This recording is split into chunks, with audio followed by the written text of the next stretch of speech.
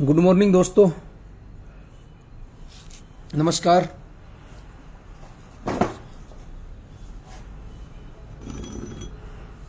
तो मुद्दा आपको मालूम ही है। अभी जैसे कि आप सभी बुद्धिजीव हैं, सभी सोशल मीडिया से जुड़े हुए हैं, चाय पानी पीते हैं, अच्छा खाना खाते हैं, तो सभी देख रहे होंगे क्या न्यूज चल रही है। अभी जो मनीषा हत्याकांड है उसमें एक नया मोड़ आया है। कल पुलिस ने एक सुसाइड नोट जारी किया है जो आप सबने पढ़ लिया होगा। लगभग सभी ने पढ़ लिया होगा, सभी के पास में ये चर्चा भी आ गई होगी। तो आप सबका क्या मानना है कि उस लड़की ने पहले जहर पिया, मान लेते हैं, मतलब जैसे वो सुसाइड नोट में बता रहे हैं या पुलिस बता रही है कि सुसाइड किया है, हम पुलिस की थ्योरी के हिसाब से चलते हैं, मैं बताता हूं आपको। मान लेते हैं उस लड़की ने पहले जहर पी लिया, भाई जहर पी लिया, वो ज्यादा ताकतवर थी, उसमें सहन शक्ति थी, वो मरी नहीं। फिर उसने क्या काम किया भाई, अपनी एक धारदार हथियार लेके अपना गला काट लिया खुद का ही, फिर तेजाब छिड़क लिया चेहरे पे, फिर आंखें निकाल ली और फिर वो चल के कहीं खेतों में गिर सो गई।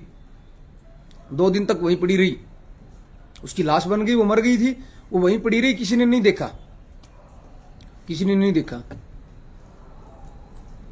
बताओ आपको क्या लगता है इस मामले में? अभी को कौन लड़की कर सकती है ऐसा? कौन मेरा भाई कर सकता है ऐसा कि पहले जहर पी लेगा? जहर एक बार पिया होगा या आपके आसपास में, मतलब जिसने पिया है तो उसकी क्या हालत हो जाती है आप खुद जानते होंगे, हैं? या फिर उसने जहर पी लिया, वो मर गई वहीं खेत में, कोई पीछे से आके उसका गला काट गया, उसके चेहरे पे तेजाब डाल गया, उसकी आंखें निकाल ले गया, किसी की जरूरत होगी? ये कहना चाहती है पुलिस? कहना क्या चाहती है पुलिस ये नहीं समझ में आ रहा किसी को। ये कहां पे लेके जा रही है, किसको बचाना चाह रही है, किसको बचाने का प्रयास किया जा रहा है? ये नहीं, ऐसा नहीं हो सकता है कि पुलिस अगर चाहे तो कि अपराधी को ना पकड़ सके। अभी कल एक न्यूज और भी चल रही थी जहां दिखा रहे हैं कि 28 लोगों को हिरासत में लिया गया है, तो वो भी सभी झूठे लिए गए हैं। पुलिस के सोटों के आगे भूत भी बोलते हैं, दीवार भी बोलती है, तो वो बुलवा देंगे, कोई कबूल कर लेगा कि हमने किया था, झूठों को फंसा देंगे।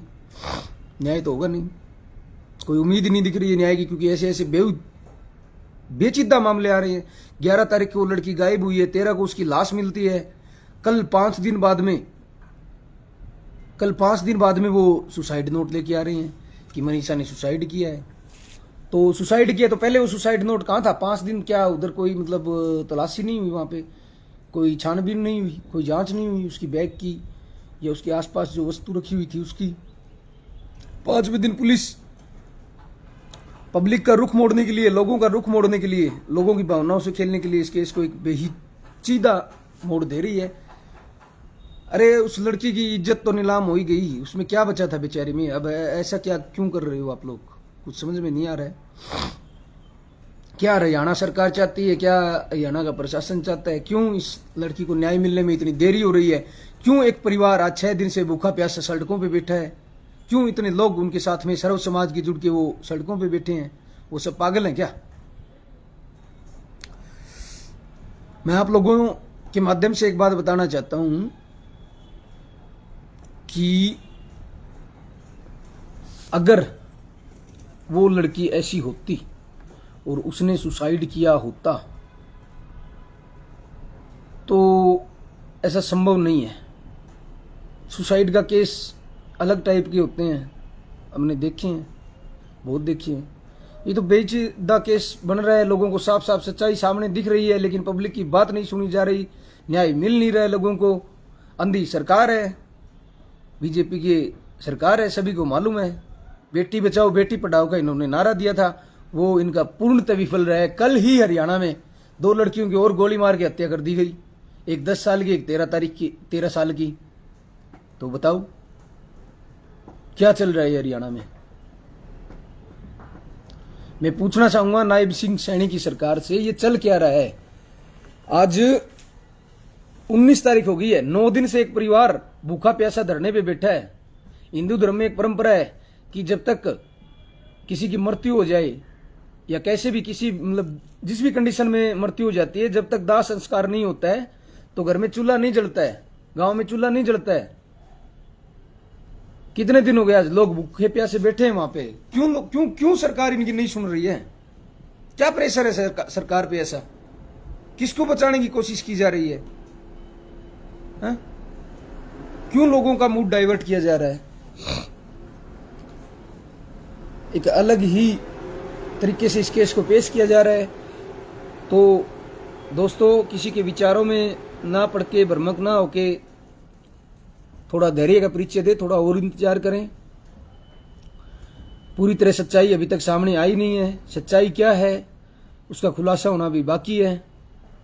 तो सभी साथियों से जो वहाँ पहुँचे हैं, सभी से अपील है कि धैर्य बढ़ाए रखें, परिवार का साथ दें, बहन को न्याय दिलाने में उसका साथ दें, उसके साथ में इंसाफ हो। यही हम चाहते हैं। इसी के लिए लोग इकट्ठा हो रहे हैं, इसी के लिए लोग सोशल मीडिया पे या जैसे भी जो भी अपना तन मन धन से सहयोग कर रहे हैं। और पुलिस और सरकार से यही अपील है कि ऐसे बिना पचने वाले जो तथ्य हैं वो सामने लेके ना आए। ये पब्लिक शांत है, ये भड़क भी सकती है, तो ऐसे काम ना करें। बाकी सभी लोग, सभी बुद्धिजीव है, सभी खाना पीना खा के सोते हैं, आराम से बढ़िया से रहते हैं। सभी सोच समझ सकते हैं कि ये क्या कोई हजम होने वाली बात है क्या, कि 5 दिन बाद में सुसाइड नोट मिल रहा है। और वो भी सुसाइड नोट क्या, वो एक फोटोकॉपी है, इंग्लिश में लिखी हुई, रोमन इंग्लिश में लिख रखा है, जैसे अपन देसी लिहाज में लिखते हैं। अभी जो मैं बोल रहा हूँ वैसे उसको मैं इंग्लिश में लिख दूं, ऐसे लिख रखा है। तो इतना किसी के पास जो सुसाइड कर रहा होता है ना, उसके माइंड में इतना टाइम नहीं होता है कि वो इतनी चीजें क्लियरिटी से इंग्लिश में लिखेगा, वो उसको ऐसी जगह सेफ रखेगा कि वो 5 दिन तक सेफ रहेगी। नहीं, ऐसा हो ही नहीं सकता। सुसाइड करेगा बंदा कमरे में करेगा, फांसी खा ले, लगा लेगा, जहर खा लेगा, कहीं नाले खाड़े में गिर जाएगा, ये करेगा। ऐसा कौन करेगा? गला काट लेगा, आंखें निकाल देगा। ये यार क्या, एक उंगली काट के दिखा दो ना खुद की जिंदगी, बिना मरे एक उंगली तक काट के दिखा दो, पता लगेगा। और फिर रही बात, अगर सुसाइड ही किया था तो वो 5 दिन तक वो सुसाइड नोट कहाँ था? ठीक है, 2 दिन से उसकी लाश खेतों में खुली पड़ी रही, सरेआम किसी ने देखा नहीं। क्या कमाल की बात है। फिर एसपी का ट्रांसफर कर दिया गया, लुहारू के एसएचओ और 3-4 पुलिस वालों को लाइन हाजिर कर दिया गया। तो मुझे तो नहीं लगता कि पुलिस की इस दावे में कोई भी दम है। क्या सुसाइड नोट मिला है या सुसाइड किया, कोई भी दम नहीं लगता है मुझे इस दावे में, पुलिस के दावे में। आप लोगों की अपनी राय है, सभी मतलब अपनी अपनी बातें बोल रहे हैं, सभी अपनी बातें रख रहे हैं। एक वो करमू गया हुआ है देसी पत्रकार, वो भी वहां लगा हुआ है। कहीं ना कहीं पुलिस इस केस को दबाती जा रही है, इस केस को एक अलग रुख दे रही है, एक नया रंग रूप देके पेश करना चाहती है। असली मुजरिम जो भी है उसे बचाना चाहती है, उस बचाने का भरपूर प्रयास किया जा रहा है। नहीं तो इतनी हिम्मत नहीं होती मेरे भाई प्रशासन के सामने कि प्रशासन अगर अपनी पे आए और कोई पकड़ा ना जाए और कोई क्राइम कर दे। इतनी पावर प्रशासन के पास में है, इतनी टेक्नोलॉजी पावर प्रशासन के पास में है, हथियारों से लैस हैं, गाड़ियों की सुविधा है, सब कुछ है, सब टेक्नोलॉजी है, सबको देख पा रहे हैं कौन क्या कर रहे हैं, सब पे एक्टिविटी पे नजर है। लेकिन नहीं करना चाहते कार्रवाई, नहीं करना चाहते। क्यों नहीं करना चाहते? एक रहस्य बना दिया इसका, एक बहन की मौत को एक मजाक बना दिया है, एक 19 साल की लड़की का मजाक बना रखा है। अभी कुछ शब्द नहीं है इस बारे में।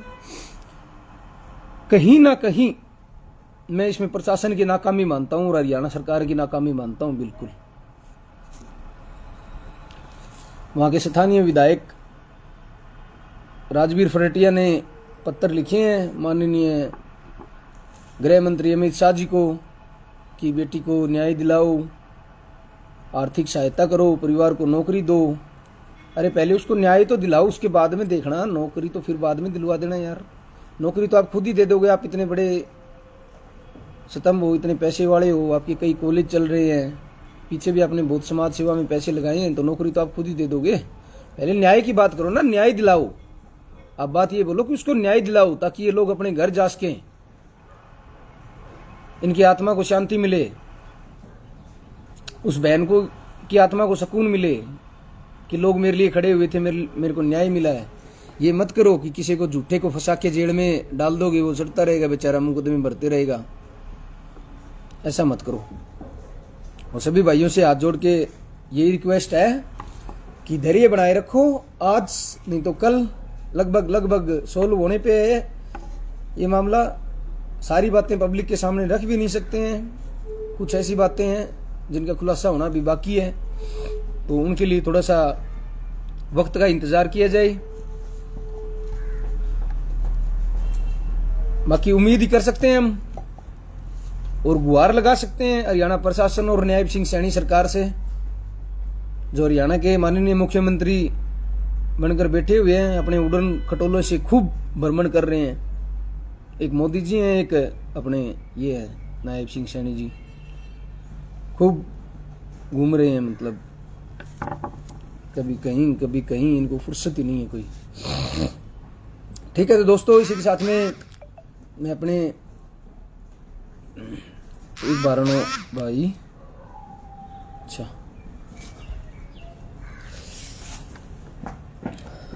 तो दोस्तों यही है, कोई भी किसी झूठे बयानबाजी में या किसी सोशल मीडिया की कोई झूठी पोस्ट से भ्रमित ना हो।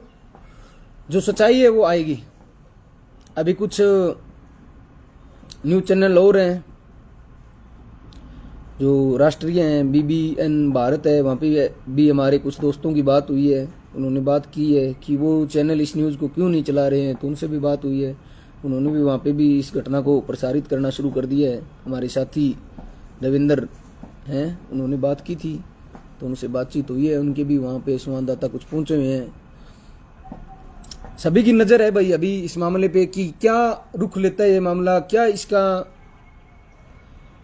इसकी जो सच्चाई है वो सामने आती है। अभी तक कुछ नहीं बोल सकते भाई इसके बारे में कि क्या हुआ है, कैसे हुआ है। बस उम्मीद कर सकते हैं कि प्रशासन न्याय दिलाने में इस लड़की को मदद करे और जो भी दोषी हो उनको बख्शा ना जाए, किसी भी कीमत पे उनको बख्शा ना जाए, चाहे दोषी कोई भी हो। बाकी थोड़ा सा इंतजार करो, धैर्य रखो, देखते हैं क्या मामला खुल के आता है सामने। धन्यवाद।